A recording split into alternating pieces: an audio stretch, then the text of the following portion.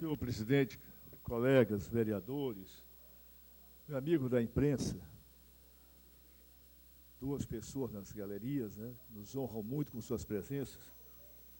Mas, senhor presidente, hoje eu tive uma notícia que me deixou muito preocupado. Tem a ver com o desemprego no Distrito Industrial. O Cine Manaus, que é um órgão do município, e que tem por meta o encaminhamento de pessoas para empregos nas mais diversas empresas do Estado. E 1.500 pessoas estão comparecendo diariamente para indicação de 15 empregos só. Ou seja, 15 mil pessoas estão indo ao Cine em busca do emprego. E esse emprego não existe, em verdade. Porque de 1.500 pessoas, só 15 são encaminhadas. Ainda encaminhadas. Pode ser até que lá haja algum problema de qualificação, razão de qualificação não adequada àquele tipo de emprego, ele nem vai trabalhar naquele setor. Então, é grave a situação, muito grave a situação, porque passa o Distrito Industrial. Recentemente, aquilo me tocou o coração, 3 rapazes foram presos, estavam assaltando um ônibus, na Cidade Nova, ou foi no Nova Cidade, um desses bairros de Manaus.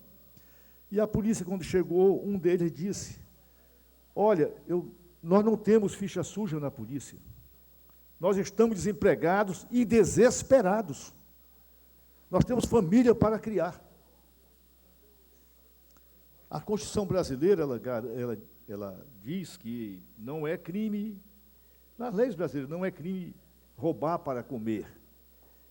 Mas as pessoas não entendem bem assim. Às vezes a pessoa pode estar com muito fome e pode tentar furtar um pão e ser até de inchada por isso. Agora eu mesmo ouvi pela televisão um jovem terrivelmente surrado, apanhou muito, e por pouco, se a polícia não chega, ele estaria morto, todo absolutamente arrebentado. Mas, senhor presidente, ontem aqui travamos dessa tribuna uma polêmica, companheiro Plínio Valério, que, veja uma coisa, eu não descarto a possibilidade de um político, no caso o companheiro Marcelo Ramos, ir à televisão e falar mal do prefeito, da questão dos buracos das ruas, dos bairros, que ainda existem, é fato, é real, mas o prefeito, com esse dinheiro que vai receber agora, com certeza que vai solucionar o problema. Vai solucionar, sim. Talvez não no todo, porque eu acho, para consertar todos os buracos que foram deixados pela administração passada, em Manaus, nós precisamos do dobro ou do triplo daquilo que o prefeito está emprestando hoje de um banco internacional, já com a aprovação do Senado da República. Então, senhor presidente, o que eu disse não retiro uma única vírgula, está escrito no meu blog, está lá, são os fatos. E os fatos comprovados, como eu fiz, como eu demonstrei, não é? São os fatos, não tem como contestá-los. Mas, ontem eu vi o companheiro Marcelo Serafim, ele foi muito gentil comigo e eu com ele, e eu gostaria de não trazer mais essa polêmica para cá. Mas eu também não posso dizer que eu errei ao afirmar que o companheiro Marcelo Ramos não tem moral para criticar o prefeito no quesito transporte coletivo, porque eu era vice-prefeito de Manaus, da administração Serafim, e foi naquela administração que ele assumiu, o Marcelo Serafim assumiu o SMTU. E foi naquela administração que saiu exatamente, foi aberta a licitação para novas empresas, para que novas empresas tocassem o projeto do transporte coletivo em Manaus. E aí eles fizeram uma coisa interessante, para iludir o povo de Manaus. Eles trocaram os nomes das empresas. Aí a cidade de Manaus passou a ter o nome de Açaí, e isso foi uma potoca para o povo, né? Eles mentiram para o povo, não tinha, as empresas eram as mesmas de sempre, com nomes diferentes, para que o povo entendesse, e foi divulgado que as empresas eram novas, que eram novas empresas que estavam chegando em Manaus para oferecer esse tipo de serviço, transporte coletivo ao povo de Manaus, e não era verdade. E aí o Serafim, na boa fé, eles prometeram colocar 500 ônibus em Manaus, e o Serafim, na boa fé, aumentou o preço de R$ 1,80 para R$ 2,00, que era a exigência que eles fizeram. Foi a exigência que eles fizeram, para trazer 500 ônibus para Manaus. E aqueles ônibus foram chegando, e o primeiro grupo de 80 eu constatei que os ônibus, 20% eram novos, o resto eram ônibus, tinham sido engatilhados, pintados, eram sucatas. Agora, tem uma pessoa, companheiro Plínio Valério, que está aí que pode comprovar o que eu estou falando. É a minha amiga Baby Risato. Um mês antes desse fato acontecer, ela denunciou pela coluna, aquela matéria que ela escrevia no jornal A Crítica. O senhor, nessa época, já não estava mais escrevendo lá. Mas ela denunciou que, próximo à casa dela, havia uma oficina que estava pintando ônibus, e eles trabalhavam dia e noite na pintura de ônibus, que exatamente, segundo ela, seriam os ônibus que iriam chegar como novos a Manaus, que não eram novos. Prova disso que logo começaram a quebrar, e quebraram muito. Eu era vice-prefeito, um dia eu assumi, o Serafim viajou, e eu dei um rolê pela cidade e encontrei 4 ônibus quebrados. Daqueles ônibus, 4 quebrados. Quando o Amazonino assumiu, aqueles ônibus não só estavam quebrando, estavam também pegando fogo. E as pessoas desesperadas saíram do ônibus, às vezes até pela janela, para não morrerem queimadas, sabrecadas. É um fato real. Que ele critique, por exemplo, os buracos de Manaus, eu acho que está certo. Vamos defender o prefeito aqui, mas o prefeito tem uma proposta para fechar os buracos.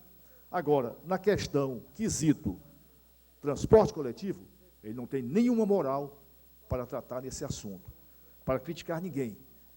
Porque se ele fosse competente mesmo, ele teria resolvido o problema àquela altura, no momento que ele dirigiu a SMTU, por um tempo razoável, da administração do Serafim.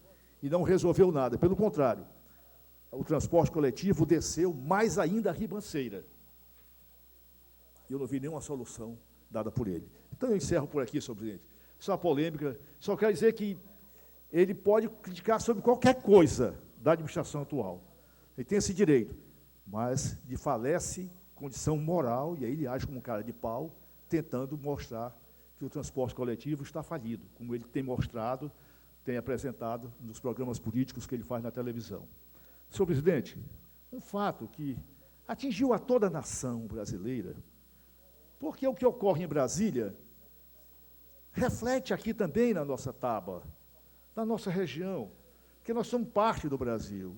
Esse episódio agora, esse último momento de desespero do PT, levou o presidente da Câmara, um pobre coitado, foi manipulado pelo PT, pelas forças do PT, a fazer o que ele fez.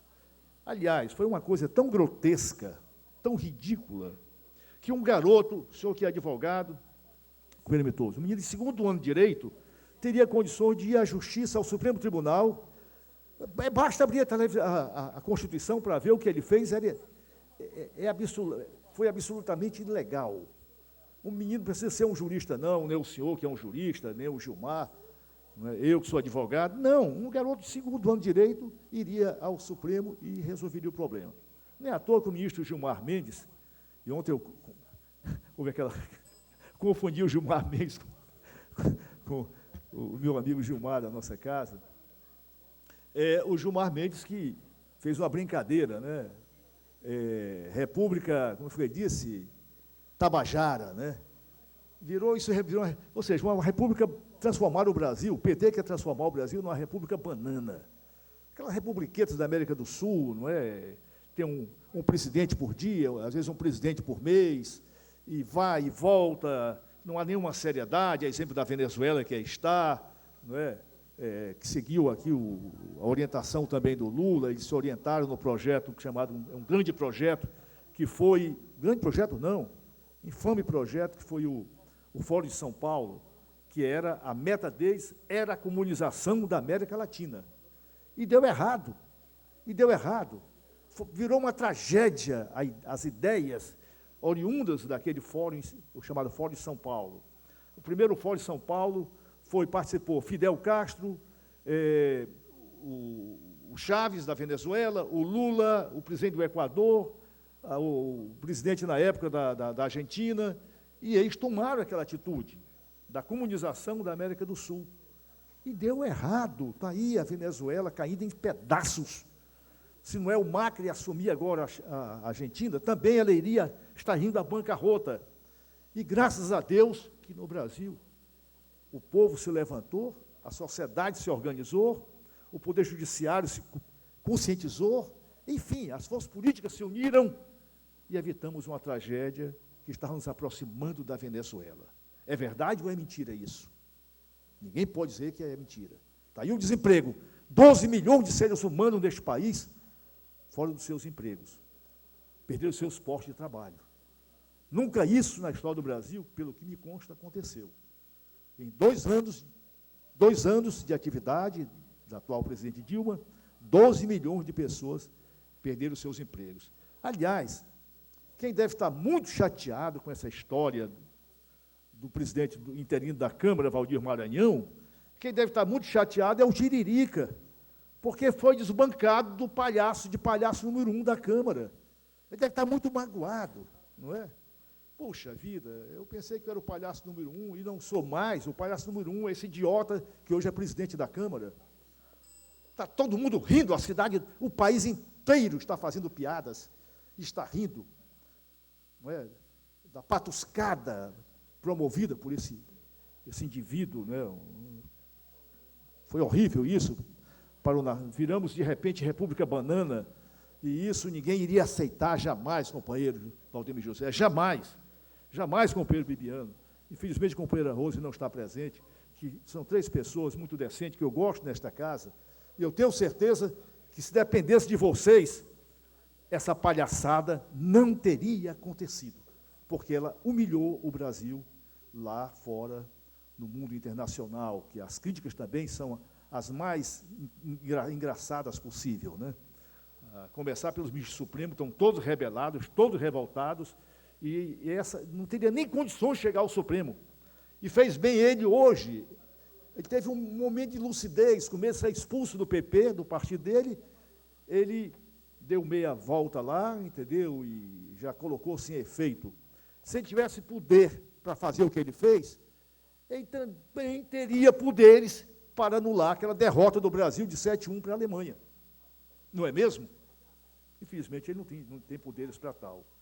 Então, pessoal, pelo amor de Deus, chega. Amanhã, quarta-feira, finalmente, é o dia da grande libertação deste país, da grande libertação deste país. Não é? Amanhã o Brasil começa uma nova história. Se Deus quiser, graças a Deus. É isso.